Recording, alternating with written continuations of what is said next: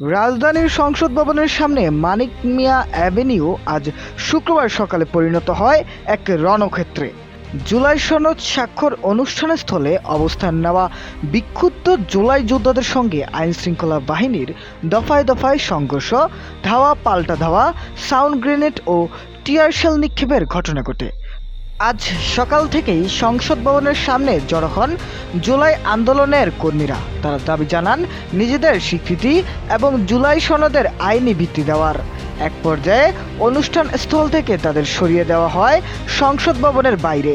পরে তারা অবস্থান নেন সংসদের মূল গেট এবং সেখানে ঢোকার চেষ্টা করলে বাধা দেয় পুলিশ ও এপিবিএনের সদস্যরা। বাধা অমান্য করেই সামনে এগোতে চাইলে শুরু হয় সংঘর্ষ। আইনশৃঙ্খলা বাহিনীর লাঠিচার্জে উত্তেজনা ছড়িয়ে পড়ে এলাকা জুড়ে। কিছুটা পিছু হটতেই ইটপাটকেল নিক্ষেপ শুরু করে আন্দোলনকারীরা। বেশ কয়েকটি গাড়ি ভাঙচুরের ঘটনাও ঘটে। পরিস্থিতি নিয়ন্ত্রণে আনতে পুলিশ সাউন্ড গ্রেনেড ও টিয়ার শেল ছোড়ে।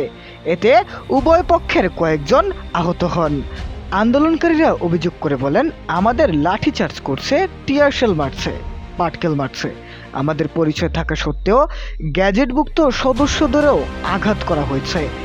সংসদ ভবনের সামনের এলাকা থেকে ছত্রভঙ্গ হয়ে জুলাই যোদ্ধারা অবস্থান নেন আসাদ গেট মোড়ে। সেখানে রাস্তায় আগুন জ্বালিয়ে বিক্ষোভ চালান তারা। পরে আইনশৃঙ্খলা বাহিনীর ধাওয়ায় আবারও তারা সরে যান।